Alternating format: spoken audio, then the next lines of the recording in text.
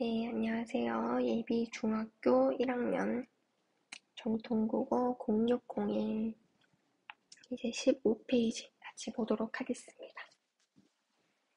자, 우리가 이제 지난 시간에는 시에 대해서 봤었고요. 오늘은 소설의 기본 개념 같이 보겠습니다. 자, 먼저 현실 세계에서 있음직한 이야기를 작가의 상상력에 의해서 꾸며낸 이야기. 그래서 독자에게 감동과 교훈을 주고 인생의 진실을 깨우쳐주는 산문갈래입니다. 우리 지난 시간에 봤었던 시는 운문갈래였죠. 이 운율 있는 글을 운문이라고 했었고, 산문은 이제 줄글을 얘기합니다. 자, 소설의 특징 한번 보도록 할게요. 자, 허구성. 그래서 사실이 아니라 작가가 상상해서 꾸며냈다. 픽션이다. 이렇게 영어로 얘기를 하죠. 그 다음에 서사성. 여기는 펼서의 이야기사. 그래서 이야기를 주르륵 펼쳐낸다. 그래서 인물, 사건, 배경 이 세 가지 요소를 갖추고 시간의 흐름에 따라서 이야기를 전개를 하는 겁니다. 자, 여기 인물, 사건, 배경 이게 또 중요한데 요 밑에서 먼저 볼까요? 자, 소설의 구성 3요소. 자, 그래서 소설을 구성하려면은 반드시 이 세 가지가 있어야 된다라는 거예요. 자, 인물과 사건과 배경이 꼭 있어야 한다. 그래서 우리 해리포터도 소설이죠. 그래서 여기 해리가 등장합니다. 해리포터. 안경 쓰고. 그래서 이 친구가 꼭 있어야 되고. 그리고 우리가 볼드모트를 무찌른다는 사건 있어야 되고. 그리고 그러한 이야기가 펼쳐지는 뭐 호그와트, 마법 세계 이런 게 있어야 되죠. 그래서 이 소설을 만들려면 반드시 이러한 세 가지의 요소를 갖춰야 된다. 라는 이야기입니다. 그래서 산문성, 얘도 서술, 대화, 묘사에 의해서 줄글 형식으로 표현하고 그리고 삶의 진솔한 이야기를 담는다. 그리고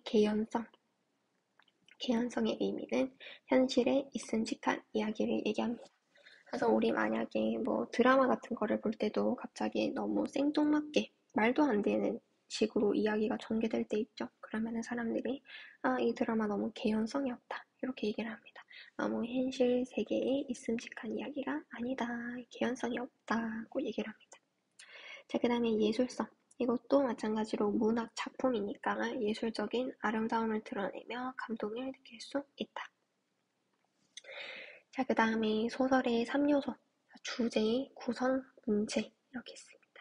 그래서 표현하고자 하는 중심 생각, 그리고 어떻게 인과관계에 따라서 질서 있게 배열을 하느냐, 구성, 그리고 작가만의 개성적이고 독특한 문장 표현, 그거를 문체라고 합니다.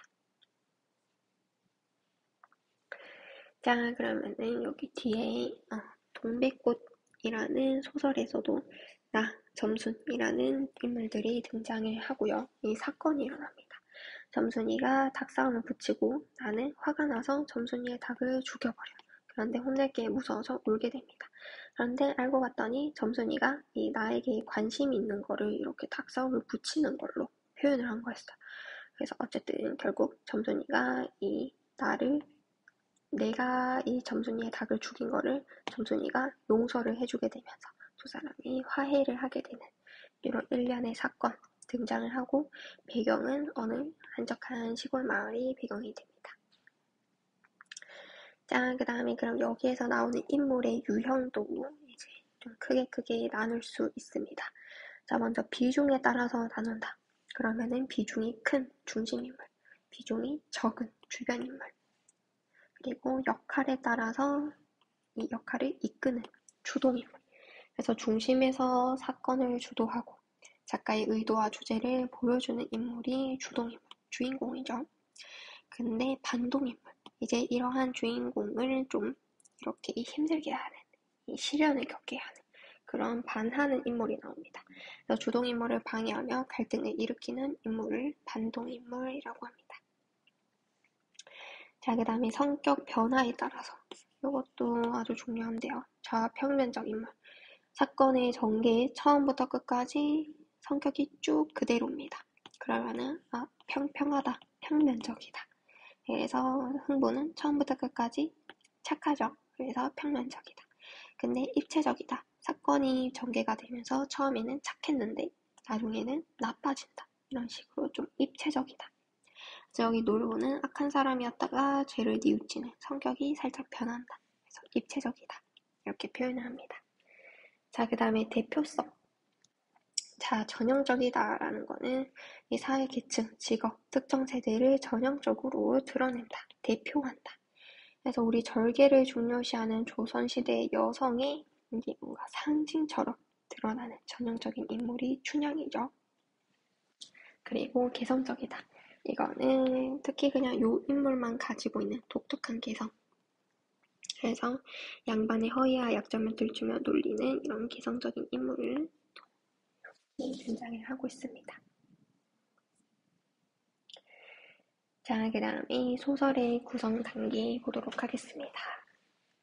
자, 그래서 또 우리 소설 이야기가 전개가 되려면은 뭔가 흥미롭게 이 사건을 좀 전개를 시켜나가야겠죠. 그러려면은 갈등이 반드시 등장을 하게 됩니다. 자, 갈등을 먼저 볼까요? 자, 소설의 핵심 사건으로 서로 대립되는 두 요소가 서로 복잡하게 얽혀서 다투는 것. 그래서 크게 내적 갈등, 외적 갈등 나뉘게 됩니다. 그래서 내적, 인물의 내면에서 공부를 할까 말까 고민하는 것. 그리고 외적으로는 이 인물의 바깥에서 누구와 갈등을 겪고 있는가에 따라서 크게 또 네 가지로 나뉘게 됩니다. 그래서 인물과 인물 간의 갈등, 인물과 사회의 갈등, 인물과 자연의 갈등, 인물과 운명의 갈등. 이렇게 크게 나뉘게 되고요. 그래서 이 갈등이 처음에 시작이 되다가 점점점 갈등이 커졌다가 결국에 이 갈등이 해소가 되면서 이 소설이 끝이 나게 되는 거예요. 자, 그래서 처음에 발달, 첫 부분에서는 인물, 배경, 소개를 하고 사건이 시작되는 이 실마리 부분을 살짝 던져줍니다. 그리고 이제 전개를 하죠. 본격적으로 사건이 시작되면서 이때 갈등이 시작이 돼요. 그리고 위기, 이 갈등이 점점점 심해지면서 위기감을 조성시킵니다. 그리고 이제 절정이 되면은 여기 갈등이 최고조에 이르게 됩니다. 그래서 갈등이 최고조에 이르는데 거기다가 이제는 사건을 어떻게 해결을 할 건가에 대한 실마리도 살짝 알려주게 되는 거죠. 그래서 이것을 바탕으로 이제 결말에 가서 갈등을 해소하고 사건이 해결되면서 이제 소설이 끝이 나는 이런 일반적으로 이런 구성을 따르게 됩니다. 자, 그 다음에 또 아주 우리 중요한 시점 볼게요. 자, 소설에서 인물의 성격이나 행위, 사건 등을 누구의 눈으로 바라보고 이야기하는지 소설의 시점이라고 한다. 자, 그래서 크게 서술자가 작품 속에 있다. 그러면은 1인칭이 되고 서술자가 작품 밖에 있다. 그러면은 3인칭이 됩니다. 그리고 서술자가 인물의 내부를 본다는 말이 어떤 거냐. 이 인물의 심리 상태 이런 것을 다 알 수 있다는 거예요.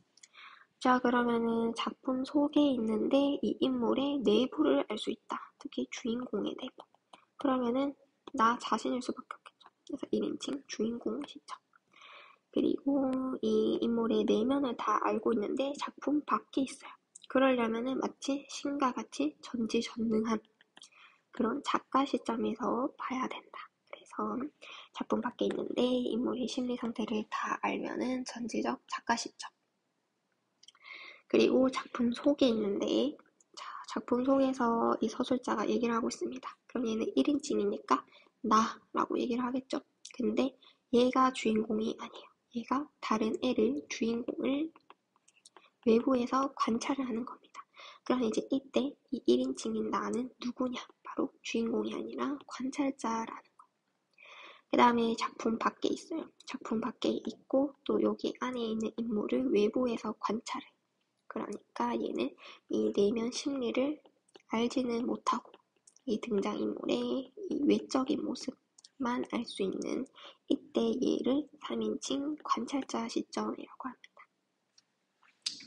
자, 그럼 밑에 표에 가서 좀 구체적으로 보겠습니다. 1인칭 주인공 시점은 내가 자신의 이야기를 하는 거예요. 그래서 서술자와 인물의 거리가 가장 가까울 수밖에 없고요. 독자에게 신뢰감과 친근감을 줍니다. 그리고 주인공이 내면 세계를 그리는데 효과적인. 그리고 1인칭 관찰자 시점. 작품 속의 부수적인 인물인 나가 관찰자의 입장에서 주인공을 바라보는. 그래서 나는 관찰자지만 서술의 초점은 이제 주인공이 어떤 행동을 하느냐에 달려 있습니다. 그리고 나의 눈에 비친 세계만 다룰 수 있다는 제한점이 있어요. 그리고 3인칭 관찰자 시점. 얘는 소설 밖의 서술자가 객관적인 위치에서 대상을 보이는 대로 관찰을 합니다.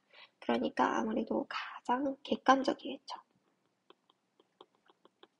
그리고 얘는 보이는 대로 얘기만 하기 때문에 일체의 해설, 평가 같은 거는 내리지 않고 독자의 판단에 맡깁니다.